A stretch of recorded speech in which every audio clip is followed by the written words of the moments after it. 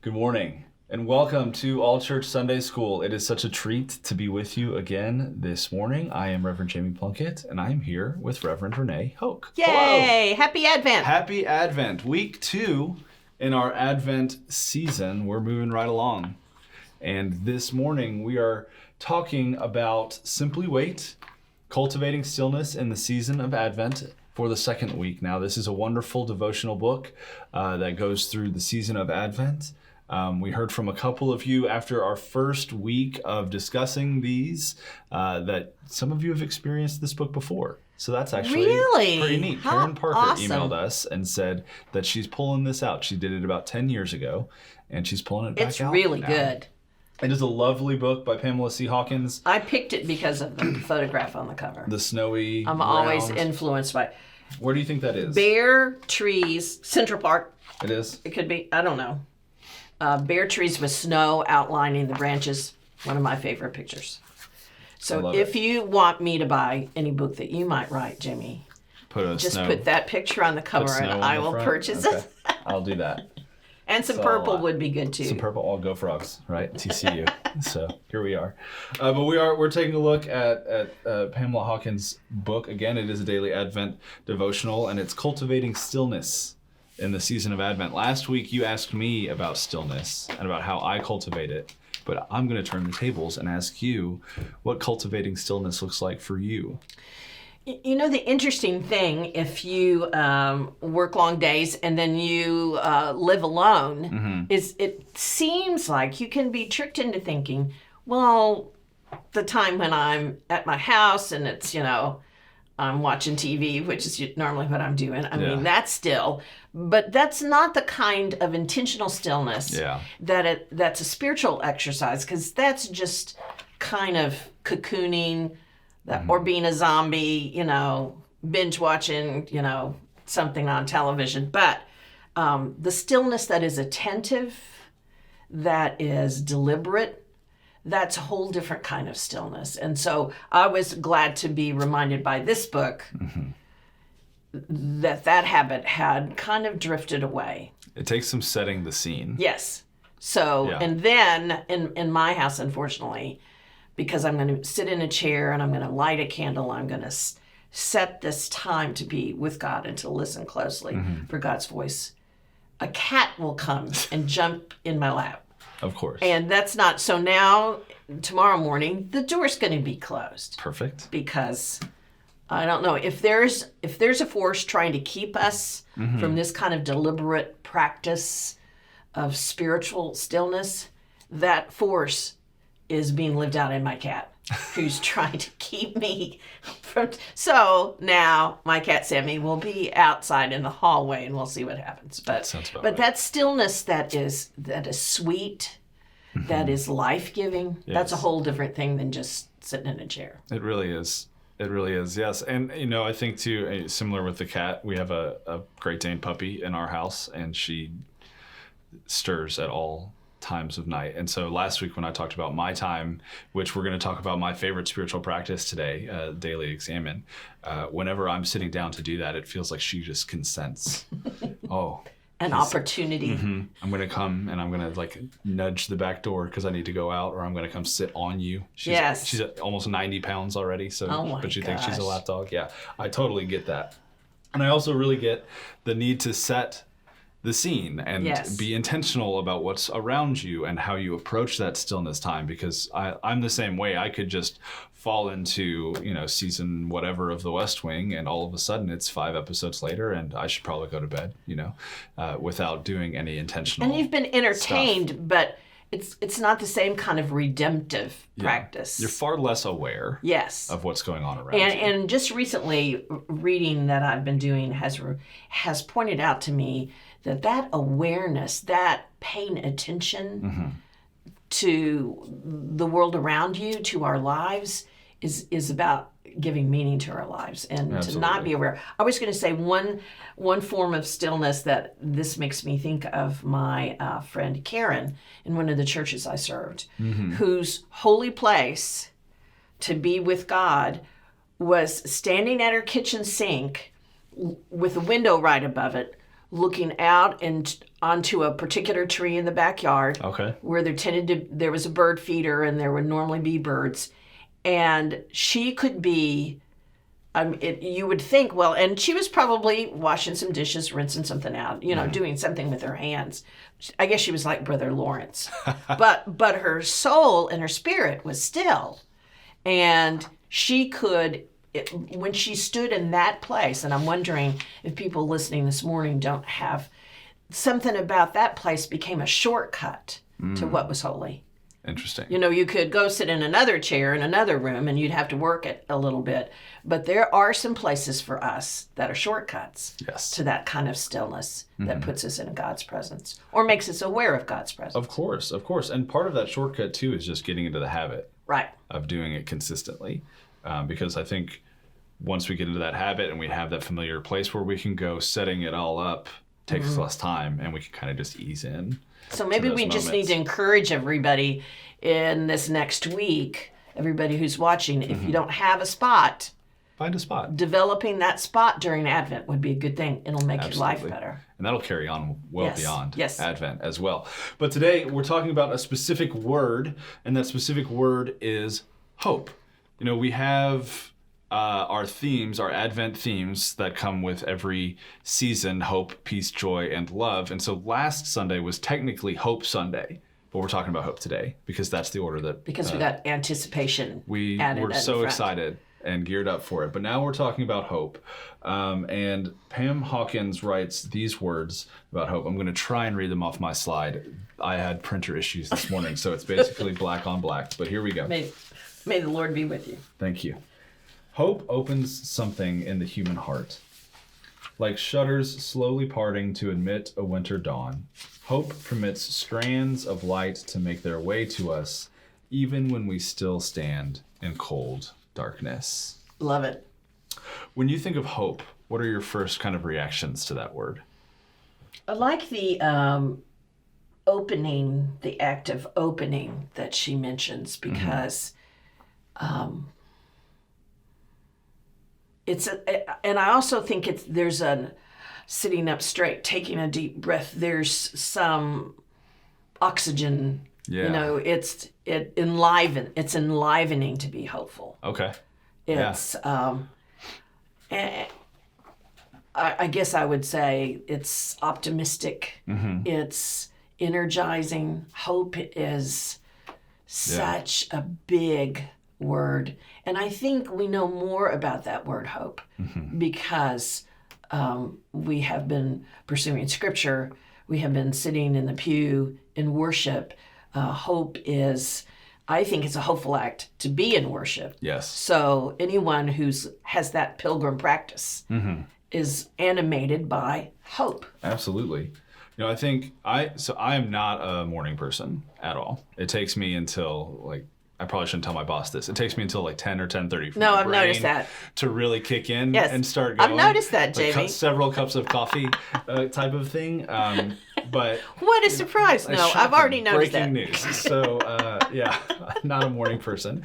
But, there are those moments at Disciples Crossing for a fall retreat or a midwinter when it's really cold in the morning. And I like to get up right before everybody else, get into the dining hall, get a little cup of coffee, and just stand outside for a minute and look at the lake, because there's this beautiful steam that comes up off the lake. You've got the cross on the other side, and the sun is just starting to kind of cut through the trees a little bit. And when I hear these words that Pamela Hawkins wrote, that's the scene that I can have, imagine because that right I have now. no problem getting up at camp. I have no morning issues. I can get up, I can have my cup of coffee, I've got energy, I'm ready to go. And it's those few minutes of just being in that cool air, looking at the lake, kind of opening up, all those things that you're talking about, that inbreaking of I can see the scene that you're describing. Yeah, it's beautiful. But I think, too, we can find hope in a variety of different ways throughout Advent on our own, through our own experiences, through the people that we encounter, all of this kind of stuff. But I wonder if there's something specific that God desires for us to hope for during this season. That's a good question. And I'm going to throw it to you. What? It's a question for me? It's a question for you. I thought What do you were going to think? tell me what the answer was. I don't have an answer, but I have some thoughts. But what do you think God desires for us to hope for during an Advent season? Well, we talked a little bit. We were in the prophets last week in Mm-hmm. Isaiah, and so we talked about God's preferred outcome, Yes. which may be a phrase actually from Pamela Hawkins, isn't Mm-hmm. it? So that idea of a world that is just and fair Yes. and loving and I would suppose that at any given time, Mm-hmm. God would hope that we were paying attention to those qualities Absolutely. and to the fruits of the Spirit, Mm-hmm. and that those things were animating our life in some way, not minutia, not distractions. Yeah. I had a story that I really love that John Ortberg tells about standing on the outside of a building. Actually, he demonstrates it in one of his videotapes. And he's got a little penny whistle. And it's kind of a open outdoor, I can't think of what to call it exactly, but it becomes, he says, kind of a wind tunnel on certain days. And so he's holding the penny whistle, and if he holds it just right, and he catches some of the wind blowing through the penny whistle, it makes a sound. And he talked about our lives when we're aligned with God's purpose, with God's preferred outcome.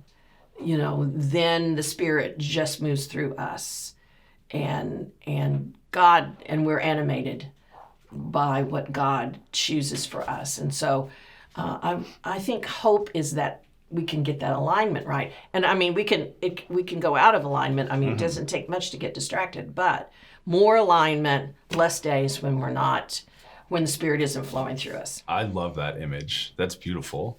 And I think that's exactly it. We're going to take a look at Isaiah chapter 11, verses 1 through 10, and we get a picture in these verses of that alignment.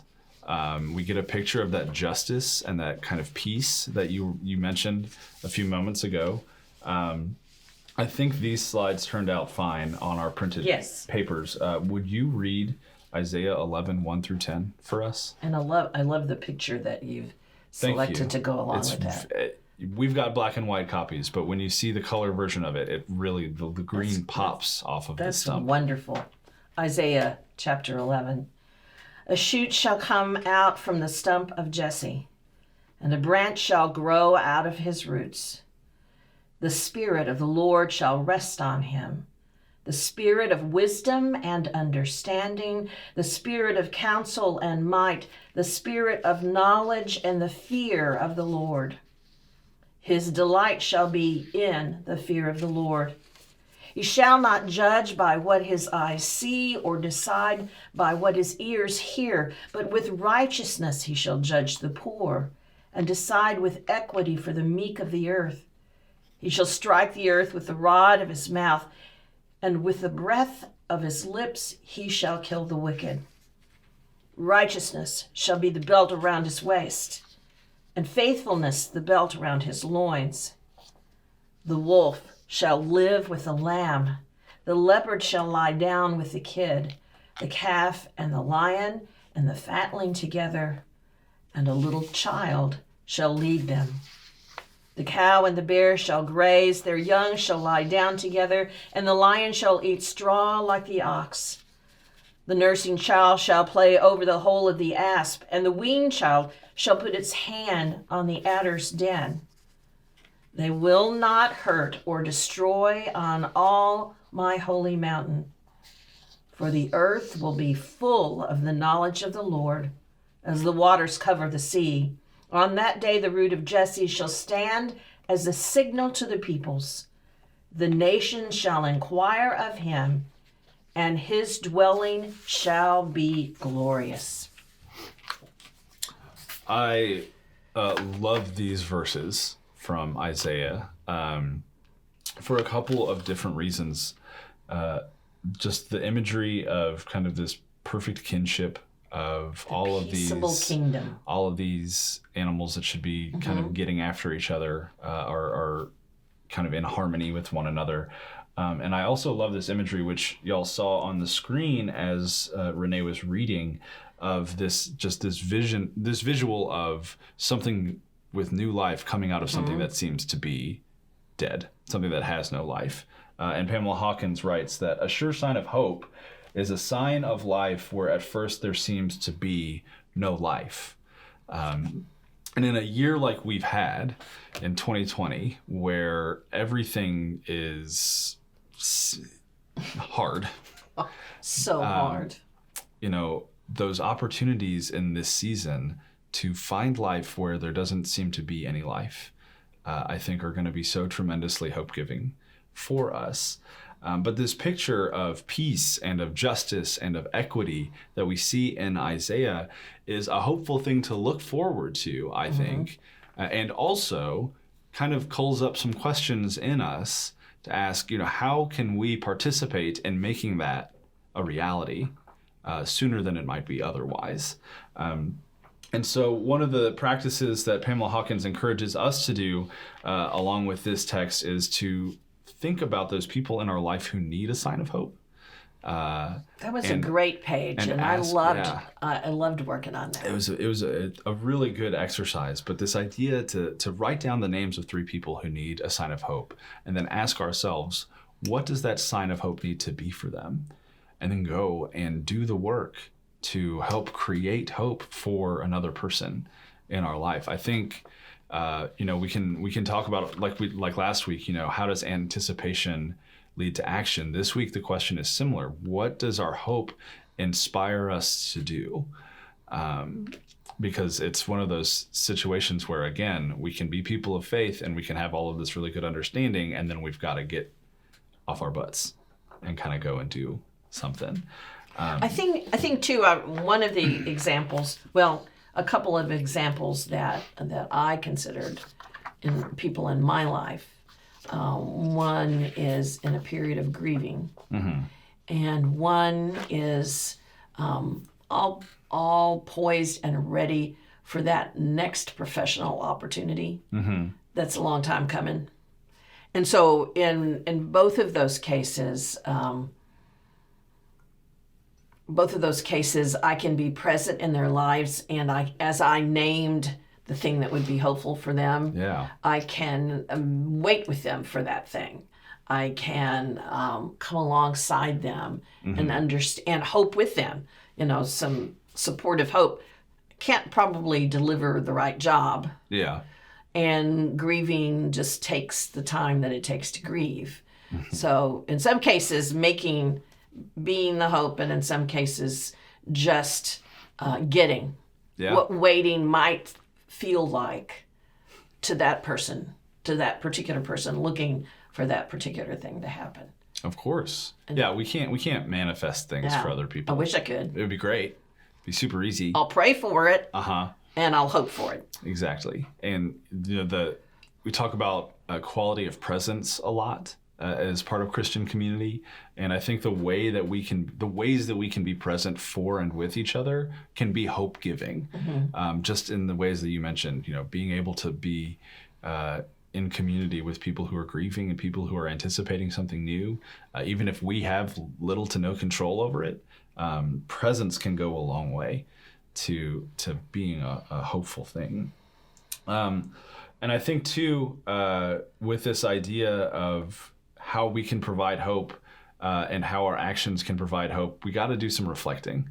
And so the spiritual practice for this section of Simply Wait is daily examine, which is, like I said at the very beginning of this show, my favorite spiritual practice. It's the one that has connected the most with me. It's the only one that I've really been able to maintain for any kind of length of time. And so we're going to talk. Who taught you that practice? A variety of people. So it started for me at the beginning of seminary. Maybe you should say what it is. Maybe we skipped over yes, we can say what we're it talking is. About. So daily examine is a prayer practice. I pair it with journaling, but it's a prayer practice where at the end of each day, you sit down in your stillness, in your intentional space, and kind of just reflect on the day. It's a daily prayer by which to examine life with God. And there are three kind of questions that come with this daily examine practice. When in this day was I aware of God's presence? So just working on practicing being aware that God is with you and God is around you, and kind of starting to notice what God is up to in your life. And then the next thing is, where were my actions and choices pleasing to God? Where was I really in sync with what God was up to? And then the third question is, where were my actions and choices maybe not pleasing to God? And how can I better align myself, kind of like the whistle in the wind? How can I better align myself with what God is doing and calling me to do in my life? And so this kind of rhythm of taking time at the end of each day to really reflect, and then kind of just giving that day to God with the understanding. You're not dwelling over the, man, I missed that opportunity. You're not beating yourself up at the end. But you're hopeful for a chance to do better. And then you just hand it to God, so you release it. And then you say, all right, there's a new day coming. There is a new opportunity to do better coming the next day. And so it's this ritual practice of saying, I want to do better tomorrow. I want to do better tomorrow. And then really just being intentional about the way that we understand what God is up to in our life. And so for me... So go back now and tell me when you started that practice, now that we've described it. I picked it up in seminary as I was, training to be a minister, and figured I should probably do one or two things. Do some things ministers do. Right? So like self-care and spiritual growth and those kind, buzzwords. But so I started to try a lot, morning reflection time, and just that ain't gonna happen. Yeah, I'm not a morning person. Morning reflection can't happen at 11 a.m. because you got other things to do. So I knew it had to be something that happened in the evening, something that maybe was more reflective, and I needed something that had me doing something. Just sitting still, like we've talked about, for me is not... You're allergic to that. It's not going to happen. I'm an antsy kind of person. And so I've always loved to write. One of my, my undergrad degree is in advertising and public relations. I've loved to write. I still write a lot. And so that kind of seemed like the natural way to go about this practice, was to pick up a journal and not only think about those three questions, but really kind of put some words on paper, how I've been responding to the ways that God is moving in my life. And so give us an idea how much time you would spend at this. Is there a range? And if you're really tired and you need to go to bed, can you do it faster? I can do it faster, yeah. So I probably end up doing it about 4 or 5 times a week. And really, it's probably no more than 15 minutes. It is not I'm going to sit here for 3 hours and write every single moment. So I think that's very doable for somebody who's looking for an experimental practice to try just for this season of Advent. I think it'd be a wonderful thing to try. Between now and Christmas Day, and see if it makes a difference. And if you commit to it, say 4 times a week, and just say, I'm going to sit down tonight. I'm going to reflect on the last 24, 36 hours. And it's those big moments where, all right, here's where I really think God was working. Here's where, all right, I kind of messed this situation up, and if I get a chance, I'm going to do it better next time. And once you get into that practice, and if you've been doing it I started seminary in 2013, so it's been 7 years really of doing this practice now. You can go back and say, I've been in this situation before, and pull out that old journal and say, all right, here's what I wrote down. Okay, I can do better this time. It's a very life-giving practice for me. Pam Hawkins mentions this. She says this about daily examine. She says, daily examine allows us to set our entire day before God and to entrust the past day to God, so that in the morning, in the new day, we can begin again in God's merciful hope. There's this understanding that with a new day, we've given that day to God. And so we have a new opportunity, but also recognizing that God is the one that gives us that new opportunity every single day with mercy and with grace and with love. And that, for me, is incredibly hopeful. Do you think there's some wisdom that has come to you because of examine, because of that practice? Do you think you're wiser? I think so. I think I notice, I'm just more aware, I think. Because I've got to have something to write down at the end of the day. But more than that, I'm just kind of trained now to kind of that might be something. As the day is going on, you're thinking, I'm going to come circle back around to this evening. Like, whether it's a conversation or an experience or whatever it might be, Sort of like you put a little Post-it on it, and then I'm going to come back to that. And there are definitely those days though where it's like, all right, I've got my string on my finger and I've got something to write down and remember, and then I get there at the end of the day and it's like, I don't remember what that was. But it might kick in, the next day. It's like, okay, I can mark that back down again. So there's definitely mindfulness in there. I think so. That's a more contemporary topic. I think so. Being mindful, even in a secular setting, people are talking about mindfulness, and that's a mindfulness practice. It would be hard, I think, to be a faithful person and be mindless about it. This isn't, as rote as it can become, there's still, you mentioned this at the very beginning, there has to be a level of intentionality with it.